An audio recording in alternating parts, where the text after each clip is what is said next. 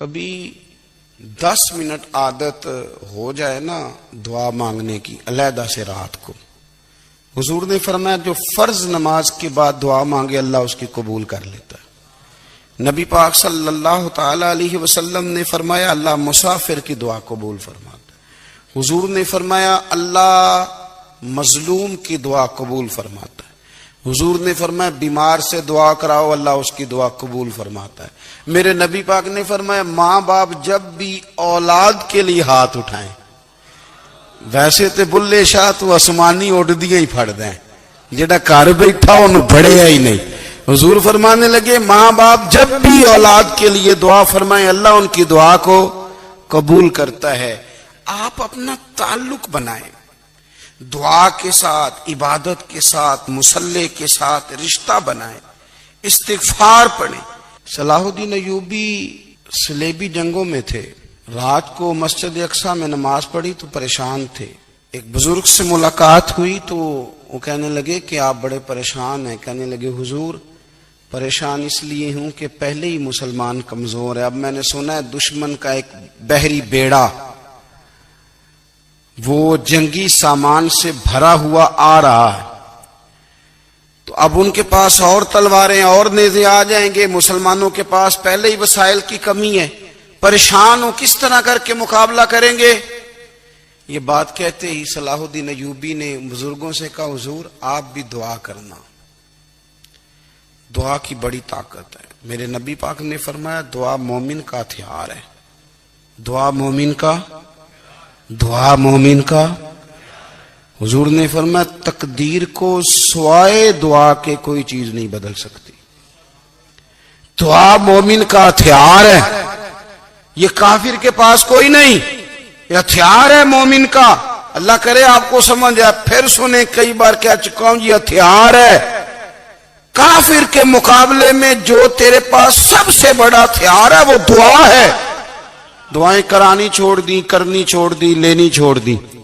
حضرت سیدنا انس بن مالک رضی اللہ تعالیٰ عنہ فرمایا کرتے تھے میں نے وہ رنگ دیکھا ہے جب حضور دعا مانگتے تھے اور حضور کی مقدس آنکھوں میں آنسو بھی ساتھ ہی بہا کرتے تھے، میں نے وہ انداز دیکھا۔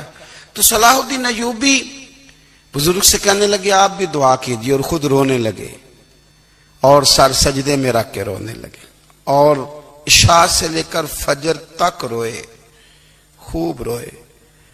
صبح وہ بزرگ آئے تو صلاح الدین ایوبی کا خوبصورت اور ہنستا ہوا چہرہ دیکھا، کہنے لگے آپ بڑے خوش ہیں، رات تو میں نے بڑے روتے ہوئے دیکھا تھا۔ تو کہنے لگے حضور وہ جو بحری بیڑا آ رہا تھا نا وہ پانی میں ڈوب گیا ہے، اب وہ نہیں آ رہا، ابھی خبر آئی ہے تو میں بڑا خوش ہوں۔ بزرگ کہنے لگے اوٹ سینے سے لگ اور سن ایک بات، وہ بحری بیڑا پانی میں نہیں ڈوبا، وہ تیرے آنسوؤں میں ڈوب گیا ہے۔ وہ جو تو رات رویا ہے نا رب کریم کی بارگاہ میں تو وہ ڈوب گیا ہے۔ بھائی اپنا مصلی کا، عبادت کا، وظائف کا، اللہ کا سلسلہ اس کو مضبوط کرے، اپنی دعاؤں کے تعلق کو مضبوط کریں۔ دعائیں بڑے انقلاب برپا کر دیتی ہیں۔ ہم تھوڑے نا جب سے خشک ہوئے ہیں نا، خشک، اور میری تو جماعت ہی صوفیاء کی جماعت تھی، ہم تو داتا علی اجمیری کی جماعت سے، ہم تو خواجہ اجمیری کی جماعت سے، ہم تو شیخ احمد فاروق سرہندی کی جماعت سے، ہم تو صوفیاء کی جماعت۔ ہماری جماعت نے بھی وہ تعلق جو ہمارے بزرگوں نے بنایا تھا۔ بزرگ اللہ کے قریب کیسے جاتا ہے؟ ہمارے یہاں نا بہت سارے لوگ کہتے ہیں جی نظر ہو گئی تو کام ہو گیا۔ بھائی جو بخاری مسلم میں طریقہ ہے نا اللہ کا قرب پانے کا وہ تو نفل ہے۔ نبی کریم علیہ الصلوۃ والسلام نے فرمایا بندہ نفلوں کے ذریعے رب کے قریب جاتا ہے، اور اتنا قریب جاتا ہے کہ پھر اللہ اس کی زبان بن جاتا ہے، اللہ اس کی آنکھیں بن جاتا ہے، کان بن جاتا ہے، ہاتھ اور پیر بن جاتا ہے۔ تو یہ تو عبادت ہے، یہ تو اللہ کی بارگاہ کی حاضری ہے جو آپ کو اللہ کے قریب کرے گی۔ تو نماز کو اہمیت دے کے ادا کریں، نمازیں موبائل بند کر کے ادا کریں۔ دیکھیں نا کچھ لوگ کہتے ہیں مجھے ٹائم نہیں ملتا نماز کا، تو میں کہتا ہوں یہ آپ نے بڑی جرت کی بات کی ہے۔ مجھے کو میرا پیر بھائی کہا جائے نا میرے پاس ٹائم نہیں آپ کو ملنے کا، تو میں کہتا ہوں آج کے بعد آنا ہی نہ، تو کیا سمجھتا ہے، تو بہت بڑا آدمی ہے، تیرے پر ٹائم نہیں اور ہمیں ملنے کا ٹائم، موج کر۔ تو آپ نے اللہ رسول کو ہی کہہ دیا ٹائم نہیں۔ اور عجیب فلسفہ ہے نا، کہا جائے نماز پڑھنے آؤ تو کہتے ہیں کپڑے ٹھیک نہیں، اور کہا جائے کہ آؤ ذرا دعوت پہ چلیں تو کہتے ہیں 1 منٹ ٹھہر میں کپڑے بدل کے آیا۔ نماز کے لیے کہا تو کہتے ہیں ٹھیک نہیں، دعوت کے لیے کہا تو کہتے ہیں میں ذرا تیاری کر لوں، یوں جانا مناسب نہیں۔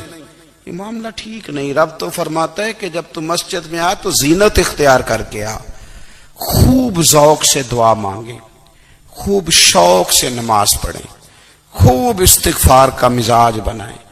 آپ لوگوں کے بیچ رہ کے سوکھ حاصل کرنا چاہتے ہیں، لیکن آپ کو پتہ ہے کئی مہینے غار حرا میں رہنا بھی مدینے والے محبوب کا طریقہ ہے۔ ہر سال اعتکاف بیٹھنا الگ سے، یہ بھی حضور کا طریقہ ہے۔ مسجد نبی کے اندر دروازہ کھلتا تھا نبی کریم کا، پر گھر کے اندر نفل پڑے نبی پاک نے۔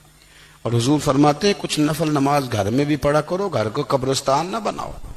ہمارا گھر اللہ کے ذکر سے آباد ہوگا۔